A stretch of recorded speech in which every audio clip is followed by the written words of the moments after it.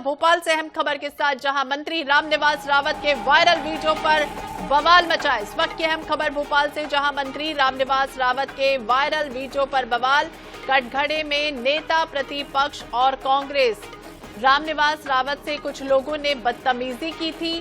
परेशान होकर रामनिवास रावत नाराज हो गए थे और बदसलूकी करने वालों का कांग्रेस ने समर्थन किया है। यह अहम खबर, मंत्री रामनिवास रावत के वायरल वीडियो पर बवाल मचा हुआ है। कटघरे में नेता प्रतिपक्ष और कांग्रेस नजर आ रही है।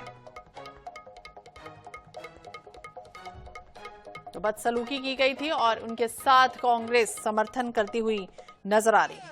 पहली बार आया नहीं है, चलो ठीक है। आपको जिताया था 10 बार, 2 बार, अब मत जिताना। अच्छी बात है, वो तो ठीक है। इसे बंद करो। झूठा नेता, झूठा नेता, झूठा नेता। पहली बार आया नहीं है, चलो ठीक है। आपको जिताया था 10 बार, 2 बार, अब मत जिताना। अच्छी बात है, वो तो ठीक है। इसे बंद करो।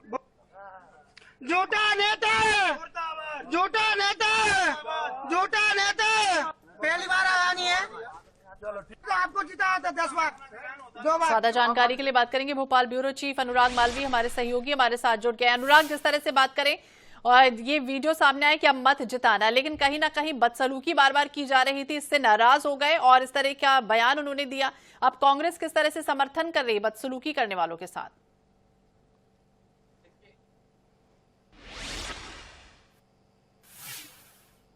हमारी भी कोई मानसिकता नहीं है या किसी का समर्थन या विरोध करने के लिए हम यहाँ पर नहीं मौजूद हैं।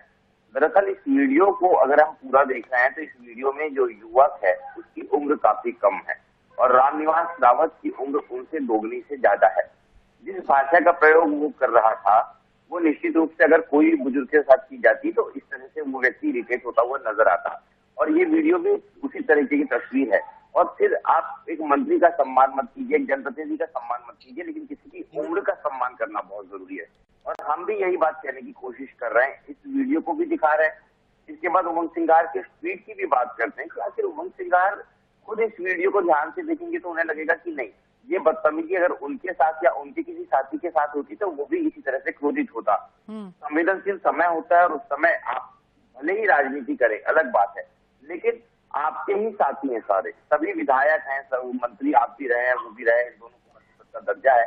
तो ये बात जरूर देखनी होगी कि लोग या कम से कम नई पीढ़ी या नए बच्चे, नए युवक बड़ों का सम्मान करना सीखे। अगर आप किसी को अपमानित करेंगे तो जवाब जरूर देगा, लेकिन अपमानित करने वाले का सम्मान, अपमान करने वाले का अगर आप समर्थन करते हैं तो निश्चित रूप से कहीं ना कहीं ये जो इथिकल पॉलिटिक्स है या पॉलिटिक्स की जो एथिक्स है इसके विपरीत जाता है। और इसका ध्यान कांग्रेस के उन नेताओं को भी रखना चाहिए जो इस तरह का व्यवहार करने वाले लोगों का समर्थन कर रहे हैं।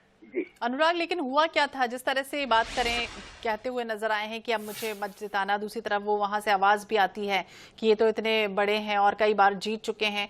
हो क्या रहा था वहां पे? कुछ लोग वहाँ इकट्ठा थे, बकायदा इंटेंशनली 2, 3, 4 जगहों से, जो हम एंगल्स देख सकते हैं, 3 से 4 एंगलों से ये मोबाइल का वीडियो बनाया गया और वहां पे जाके अचानक कुछ लोगों ने जो है रामनिवास रावत को घेरा और अपनी स्थानीय समस्या के प्रति आक्रोश जताना शुरू किया। आक्रोश निश्चित रूप से हो सकता है क्योंकि रामनिवास रावत को लोग लगातार वहां से जिता रहे हैं, अगर हो सकता है कि समस्या हल नहीं भी हुई हो, लेकिन इंटेंशनली एकदम मुंह के पास जाके जोर जोर से चिल्लाना और चिल्लाने के बाद ये कह देना कि हम ये करेंगे, हम वो करेंगे और बदतमीजी करना। जब ये बदतमीजी हुई तब रामनिवास रावत ने कहा कि आप हमको मत जिताना, इस बार मत जिताना। तो कहीं ना कहीं निश्चित रूप से जो है अगर देखें तो दोनों पक्षों को थोड़ा सा जो है इसमें एक व्यवहार में संतुलन रखना था, लेकिन इसमें ये नहीं कहा जा सकता कि रामनिवास रावत ही अकेले गलत है या रामनिवास रावत का तरीका गलत है या इस पे राजनीति की या सियासत की कोई अनुमति मिलती है। बड़ा सवाल यही कि इस तरह की अगर व्यवहार हो रहा है जनप्रतिनिधियों के साथ में, जनप्रतिनिधियों को तो सोचना ही होगा, लेकिन ऐसे लोगों का समर्थन करने वाले जनप्रतिनिधियों को भी सोचना जरूरी है कि क्या ये व्यवहार जायज है। बिल्कुल, राजनेता जो भी होते हैं या फिर नेता होते हैं या प्रत्याशी हैं, कहीं कहीं जा रहे हैं और उस जगह पर इस तरह की स्थितियां क्या जानबूझकर उत्पन्न की जाती हैं कि वो भड़क जाएं, विचलित हो जाएं और उसके बाद इस तरह से कुछ कह दें और जो दूसरी पार्टी है वो लाभ लेने की कोशिश करने लग जाए, और यही कुछ हो रहा है? बिल्कुल, आपने एकदम सही कहा। चाहे कांग्रेस हो या भाजपा, दोनों को इससे बचना होगा, क्योंकि हमने ये देखा है कि ये सिर्फ रामनिवास रावत के साथ नहीं हुआ, कांग्रेस नेताओं के साथ भी हुआ। हमने ये तस्वीरें गुना में देखी थी, हमने ये तस्वीरें राजगढ़ में देखी थी, लोकसभा चुनाव के दौरान, विधानसभा चुनाव के दौरान हमने यही तस्वीरें उदय प्रताप सिंह के साथ, भारतीय जनता पार्टी के हैं उनके साथ देखी थी। तो ये होता किसी न किसी के द्वारा इंटेंसली मैनेज प्रोग्राम होता है।